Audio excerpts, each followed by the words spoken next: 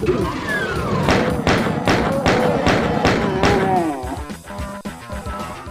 December 1993, a file was uploaded to a server at the University of Wisconsin.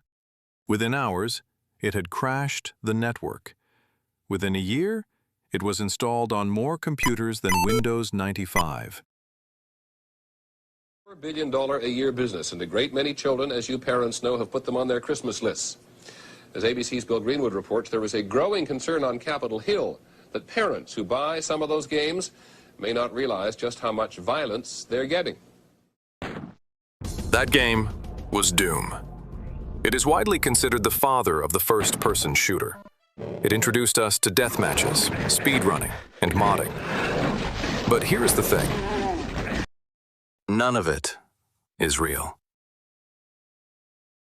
Doom is not a 3D game. There are no 3D models. The geometry is flat. And strictly speaking, the walls don't even exist in the way you think they do. The computers of 1993 were simply not fast enough to render a 3D world. They couldn't do the math. So, John Carmack, the engine's creator, didn't teach the computer how to see. He taught it how to lie. Would you say that Doom was kind of the first true 3D game that you created? So no, it's still, Doom would usually be called a 2.5D game where it had three-dimensional points on it. And this is another one of these kind of pedantic things that people love to argue about what was the first 3D game. I still, I'm like every month probably I hear from somebody about, well, was Doom really a 3D game or something? And I give the point where characters had 3 coordinates. So you had like an X, Y, and Z. The Cacodemon could be coming in very high and come down towards you.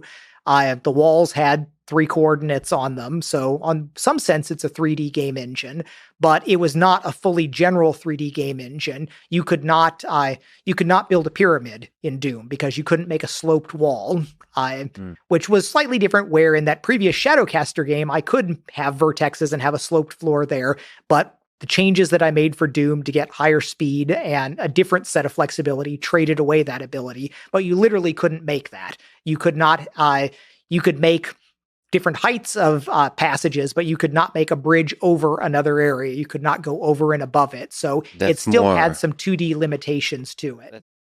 Today, we are going to look under the hood of the most important game engine ever built.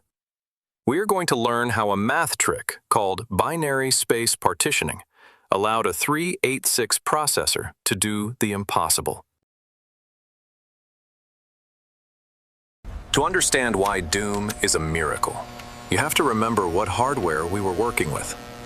Today, you have a graphics processing unit, a GPU, that handles all the heavy lifting of 3D rendering. In 1993, you had a CPU. That's it. And that CPU was busy running the operating system, the sound, the AI, and the game logic. If you wanted to draw graphics, the CPU had to do it pixel by pixel in its spare time. The biggest bottleneck was floating point math. Real 3D requires decimals, numbers like 3.14159. Calculating where a 3D line intersects with a 3D plane requires heavy decimal multiplication. The 486 processors of the time were terrible at this. They were great at integers, whole numbers like 1, 10, 500. But ask them to multiply decimals, and they would crawl. A year earlier, id Software released Wolfenstein 3D. It was a hit, but it was technologically primitive. To make it run fast, they followed strict rules. All walls must be at 90-degree angles. All floors must be flat. No stairs, no windows. Wolfenstein used a technique called raycasting. Imagine the player is a lighthouse. The game shoots a laser beam out for every vertical column of pixels on your screen. The beam travels forward until it hits a block in the grid. If it hits a block 5 meters away, it draws a wall 50 pixels high. If it hits a block 1 meter away, it draws a wall 200 pixels high. It was fast, but it was restrictive. You couldn't have a diagonal wall. You couldn't have a room inside a room. You couldn't have stairs. It was a maze of blocks. John Carmack wanted Doom to be different. He wanted a world that felt organic. He wanted varying heights, outdoor areas, and complex shapes. But doing this the real way would require checking thousands of polygons every single frame to see which ones were visible to the player. On a 1993 PC, that math would result in a frame rate of about 0. He needed a way to sort the world instantly. He needed a shortcut. The fundamental problem in 3D graphics is called visibility, or overdraw. Imagine you are a painter. You want to paint a mountain, a house in front of the mountain, and a tree in front of the house. The simplest way is the painter's algorithm. You draw the furthest things first, then the closer things on top. It works perfectly. But in a video game, drawing pixels is expensive. If you draw the mountain, then cover it with the house, then cover the house with the tree, you just wasted processing power drawing the mountain and the house that no one will ever see. In a complex level, you might have 10 walls, one behind the other. If the computer draws all 10, the game runs at 2 frames per second. You need the computer to only draw what the player can actually see. But here's the catch. As you run around the level, what is in front and what is behind changes constantly. Sorting every wall in the level by distance 35 times a second is too slow for the CPU. Carmack realized he shouldn't be sorting the walls while the game is running. He should sort them before the game even starts.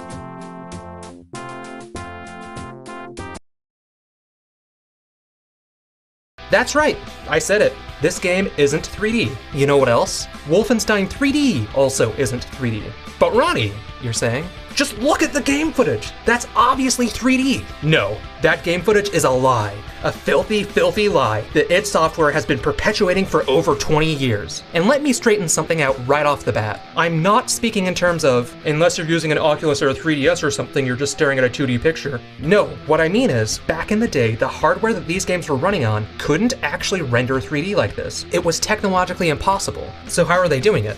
They aren't. This isn't actually 3D, and none of id Software's games were 3D until Quake. And they weren't the only ones lying to us. Games have been faking 3D for a very long time. Take A Link to the Past. Even though you can ascend to higher levels and jump down to lower levels, every map in-game is actually just 2D. So even though this looks like a high cliff that Link can jump down but can't climb up, everything you're looking at is actually just a flat plane. Sure, they play an animation that looks like he's jumping down, and the ground is drawn in such a way that it looks like 2 separate heights, but that's all a lie. It's not actually a cliff, it's just a set of tiles that are programmed so you can only traverse them one way. Downwards. And when you do traverse them, it plays a specific animation that gives the illusion of jumping. But in memory, Link isn't actually jumping from a higher place to a lower place. His Y position is just getting lower, pretty much the same way that walking up and down works. This is why enemies, like bats, who are supposed to be airborne above your head, can still be hit with your sword, because no actual Z-axis is being taken into account. This was all just clever trickery, smoke and mirrors. It was all designed to get around the limitations of the SNES. And so was Wolfenstein 3D. Even though it got an SNES release, the SNES itself is not physically capable of handling 3D this sophisticated, and in fact it's not. Just like A Link to the Past, Wolfenstein 3D isn't actually 3D, it's totally faking it. All of Wolfenstein's maps are essentially 2D maps you could sketch on a piece of graph paper, and in fact, in memory, that's exactly what the computer is calculating, a 2-dimensional top-down level like this. This is the player, this is their line of sight. Every fraction of a second, the processor is taking a line and sweeping clockwise across the player's field of view, and drawing whichever wall the line hits. And it does this one column of pixels at a time. So every pixel on this 2D map in memory corresponds to a column of pixels on your screen that the processor is drawing. And depending on how long or short the line is when it hits something, determines how large or small the column of pixels on screen gets drawn, which creates the illusion of depth. If a wall is closer to the player, that means the line is short, which means the processor is going to draw larger columns. A wall farther away means a long line, which means drawing shorter columns. This process is known as raycasting. While the processor has the entire two-dimensional room stored in memory, it's only drawing whatever this beam touches within the player's line of sight. Drawing this stuff takes a ton of processing power, so you don't want to draw any more than you absolutely have to. So even though you as a player are traversing these rooms that appear to have depth, they're actually just representations of a two-dimensional room, and that 2D room is what the computer is actually processing underneath the hood. The processor is actually only looking at and computing things on this two-dimensional map. It couldn't care less what it's drawing on screen. Whatever it's drawing has no bearing on what the processor is actually calculating. When you're playing Wolfenstein, in a sense, you're actually playing a top-down shooter. This is why all the walls are the exact same height, why you don't have stairs, and why you don't see maps with more than one floor. All the maps are a single story and all the walls are the same height, because that's essentially all you can do with these 2D graph paper maps. They're very limited in a way that they wouldn't be if the processor were actually rendering 3 dimensions. This pattern indicates two-dimensional thinking. They're drawing it so it looks like 3D, but what's actually going on are calculations that are purely two-dimensional. If you know enough about technology, you can tell exactly how they're cheating by looking at their limitations. You might notice that Doom has less limitations. This has to be real 3D, right? It has stairs! Nope, Doom is cheating too, and it's cheating even more! Our first hint is that the game doesn't care how far up or down your gun is pointed, only that it sort of lines up with the enemy. See, I'm clearly shooting above this guy's head, yet all of my bullets are hitting him just fine. This isn't some avant-garde design choice. This is because the game is not actually calculating height, it's faking it. Everything, once again, is a 2D floor plan in memory, being drawn as if it's 3D. But the way Doom achieves this illusion is much more sophisticated and clever than how Wolfenstein does it. Wolfenstein is a raycaster. It shoots rays from the player and draws a column that represents whichever pixel the ray touches. What Doom does is called binary space partitioning, and it was a revolutionary idea that all shooters would use in some form or another for the next decade, and it still has applications in game engines today. When you design a level in Doom, you're designing a 2D floor plan, and when you're done with that, the Doom engine chops up your level into tinier and tinier sectors, and creates a data tree that corresponds to these different sectors. Instead of looking at an entire level, let's check out a single room. So I've designed this room. Before we can add this room to the game, the engine will chop this room in half, and chop those halves in half, and chop those halves in half, until everything is chopped to a size and shape that the game engine is comfortable with. And all of these chopped sectors have a corresponding node on the data tree. In-game, when you walk into this room, you enter this sector. That sector matches this node. The processor travels down the tree to this node and draws everything visible to the player within it, and remembers how much of the screen that took up. It then hops to the node closest to this one, and draws everything visible within it, and remembers how much of the screen that took up, and moves on to the next closest node, and the next closest node, and the next closest node, and realizes that everything in this node is being obscured, so it doesn't draw anything, and moves on to the next closest node, and the next closest node, until it's sure that every pixel in your field of view has been drawn. Why does it do this like this, and why does that work like that? Well, that's a very complicated question, and I'm gonna have to simplify, but sectors that are closer together are oftentimes going to have walls that obscure sectors that are farther away. And so you draw the closest ones first. If the processor drew this wall way back here, it would have to draw over it later and waste valuable processing time. As I touched on earlier, processors weren't powerful enough to handle drawing entire rooms, so you had to figure out solutions to this to ensure that the processor was only drawing what was absolutely necessary. So even though this seems complicated, it's a solution that's very easy on the processor, and it's an arguably better solution than the one that Wolfenstein used. Why? Well, Wolfenstein was married to its 2D setup. Every wall in Wolfenstein had to be the same exact height, because every column on screen was really just a representation of a pixel on this top-down map. This solution doesn't allow for variable wall size. Also, every wall in Wolfenstein had to be at right angles to one another due to this system. Everything was boxy because calculating walls at any other angle would be tough on the processor and slow down the game drastically. Doom, since it's not using raycasting and went with an entirely new system, was freed from these limitations. Walls can be different sizes since, instead of drawing vertical columns that represent pixels, the processor is hopping up and down a data tree and drawing different sectors. And because of this, you can apply different floor and ceiling heights to these sectors to create a variety of different room types without bogging down the processor. It's brilliant, it's sophisticated, but it's not actually 3D. These different floor and ceiling heights are just numbers in memory that tell the processor to draw something farther up or down the screen than it normally would. In memory, the processor is just thinking of everything as being in a 2D plane, but drawing it in such a way that it looks like it's calculating three-dimensional space. If it were actually calculating three-dimensional space, you would be able to stack rooms on top of one another, but you can't in Doom. Play all the way through Doom 1, and you'll never find a room that's actually stacked over another room, because that would mess with the top-down map that the processor is actually working with. This is also why, as I mentioned earlier, you can hit demons that are clearly above or below your line of fire, because they're not actually above or below you as far as the processor is concerned. They're just drawn at certain points on the screen to give you that illusion. This is also why you can't look up or down in the original Doom. this isn't a quirky game design choice. It's because it's actually just a 2D game that's faking 3D really, really hard. It wasn't until Quake came along that we got a true 3D game from id Software. You could look up and down. You could have rooms that were over top of other rooms. The entire 3D map in memory was being processed as a truly 3D environment. It has stairs! So get this, their breakout hit game, Wolfenstein 3D, was released almost half a decade before their first actual 3D game. Don't get me wrong, I'm not saying that Wolfenstein 3D or Doom are lesser games because of this. All of that stuff at the beginning about id Software lying and cheating, that was just me poking fun. If anything, this type of programming wizardry that fakes 3D is truly impressive, and the guys at id Software were geniuses. Binary space partitioning had been written about since the late 1960s, but it was John Carmack, the lead programmer at id, who implemented these ideas in Doom, and as a result, revolutionized gaming. And that's arguably not the most important thing he's done. The guy was given 2 Emmys for his work in computer technology, and he's spearheading Oculus today, which is no small task. I find it truly amazing that Doom and Wolfenstein 3D look like any other 3D game, even though, under the hood,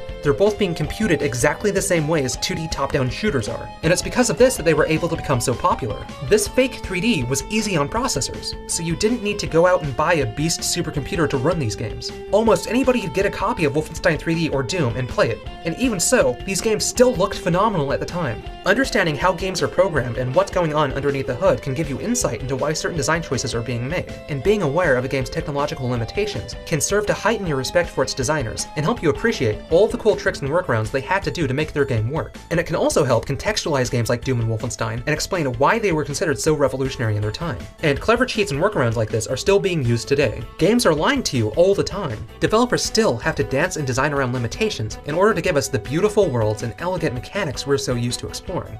So the next time you sit down and play a game, give a little nod to the developers, who put in so much effort to make these playable worlds work.